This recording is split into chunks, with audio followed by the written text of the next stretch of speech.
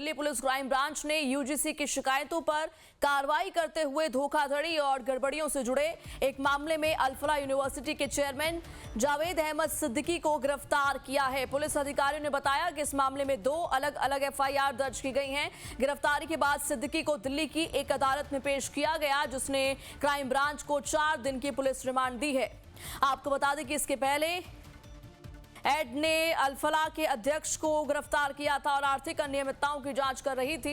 ED से crime branch ने handover लेकर गिरफ्तार कर लिया है। यूजीसी ने शिकायत की थी कि अल-फलाह यूनिवर्सिटी ने गलत तरीके से अपनी वेबसाइट पर ए ग्रेड खुद को दिखा रखा है। दिल्ली पुलिस क्राइम ब्रांच की ये बड़ी कामयाबी। दिल्ली पुलिस क्राइम ब्रांच ने यूजीसी की शिकायतों पर कार्रवाई की है और कार्रवाई करते हुए धोखाधड़ी और गड़बड़ियों से जुड़े एक मामले में अल-फलाह यूनिवर्सिटी के चेयरमैन, जिसका नाम है जावेद अहमद सिद्दीकी, को गिरफ्तार कर लिया है।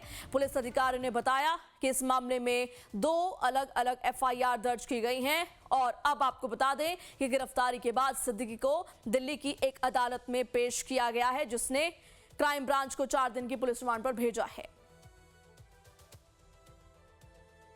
ज्यादा जानकारी के साथ हमारे संवाददाता फोनों पर प्रशांत त्रिपाठी जुड़ चुके हैं।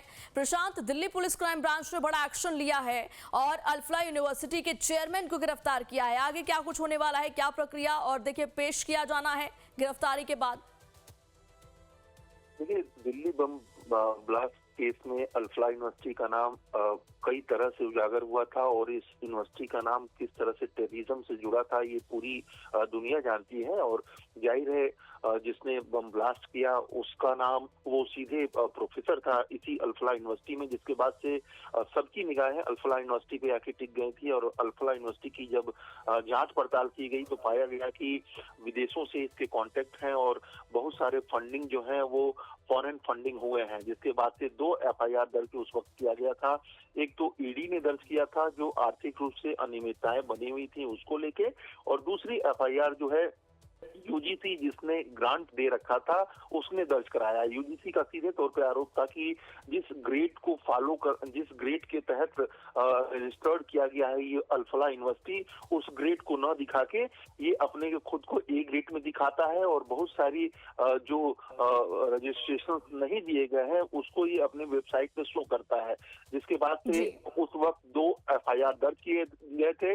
ईडी अब तक यूनिवर्सिटी से संबंधित सारे मामलों को लेके जांच कर रही थी, जिसमें ईडी ने पहले ही गिरफ्तारी की थी अल-फलाह यूनिवर्सिटी के चेयरमैन जावेद अहमद को और अब हैंडओवर किया गया है क्राइम ब्रांच को। हैंडओवर करने से पहले एक प्रक्रिया होती है कि कोर्ट में पेश करना ही होता है, जिसके तहत कोर्ट में पेश कर दिया गया है जावेद को और 4 दिन की रिमांड ली है दिल्ली पुलिस क्राइम ब्रांच ने। और जाहिर है इन 4 दिनों में जवाब से लगातार पूछताछ की जाएगी और ये जानने की कोशिश की जाएगी कि अपनी वेबसाइट पे कितने छात्रों को अब तक गुमराह करके इसने यूनिवर्सिटी में एडमिशन लेने के लिए प्रेरित किया है और क्यों और किन वजहों से इसने वेबसाइट पर गलत जानकारियां दी थी।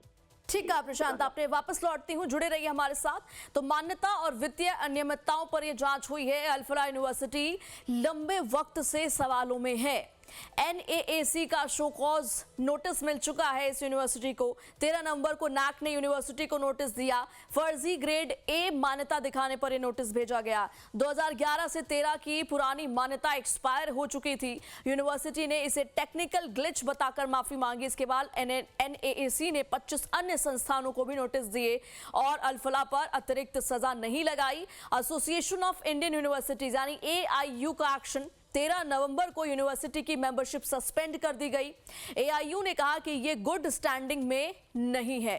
यूजीसी, एनएएसी, एआईयू, एनएमसी द्वारा सस्पेंशन। तो देखिए कुल मिलाकर कई बार जो है ये सवालों के घेरे में आए। प्रशांत, मैं आपके पास आना चाहूंगी। कहीं ना कहीं टाइमलाइन हमने अभी बताई किस तरीके से, चाहे आप एनएसी की बात करें, यूजीसी की बात करें, लगातार कई मामलों पर अल-फलाह यूनिवर्सिटी जो है वो सवालों के घेरे में रही है। व्हाइट कॉलर टेरर जब शुरू हुआ, यहीं से शुरू हुआ, तो कह सकते हैं कि कई गुनाहों का और कई क्राइम का हब रह चुका है अल-फलाह यूनिवर्सिटी। बिल्कुल, देखिए जिस तरह से यहाँ से रिकवरी हुई है, यहाँ के डॉक्टर्स पकड़े गए हैं और जिस तरह से दिल्ली में बम ब्लास्ट हुआ है, जाहिर है कुछ न कुछ कनेक्शन साफ तौर पे दिखता है, इसमें कोई दो राय नहीं है। लेकिन जिस तरह से वित्तीय अनियमितताएं ईडी ने जांच की है और 400 करोड़ के करीब वित्तीय अनियमितताएं पाई हैं, वो आप समझ सकती हैं कि किस तरह से इनकी गड़बड़ी और गड़बड़ झाला जो है वो सामने आया। दूसरी सबसे बड़ी और अहम बात है कि जब कोई एडमिशन लेता है यूनिवर्सिटी में तो ये जरूर देखता है कि इसके पास सर्टिफिकेशन क्या है, यूजीसी ने किस लेवल पे इसको मान्यता दी हुई है। तो तमाम ये मान्यताएं और तमाम जो सर्टिफिकेशन है, इसने गड़बड़ तरह से अपने वेबसाइट पे शो किया था, जिसको देख के बच्चे इस यूनिवर्सिटी में आके एडमिशन लेना चाहते थे। तो आप समझ सकते हैं कि जो बच्चे अच्छे भी होंगे वो भी इसके मान्यताओं को देख के इसमें एडमिशन ले लिए हैं। तो अब ऐसे में सवाल उठता है कि इसने इतनी गड़बड़ियां की और जब से इसने वेबसाइट पे ये सब गड़बड़ इंफॉर्मेशन दिए हैं, उसके बाद से कितने बच्चों ने एडमिशन यहाँ पे लिए। क्योंकि जब ये पूरा मामला अपने हाइट पे था तो कई ऐसे पेरेंट्स मिले जिन्होंने अफसोस जताया कि जो डिग्री और जी बिल्कुल, आप नजर बनाए रखिएगा। इन तमाम जानकारियों के लिए आपका बहुत बहुत शुक्रिया।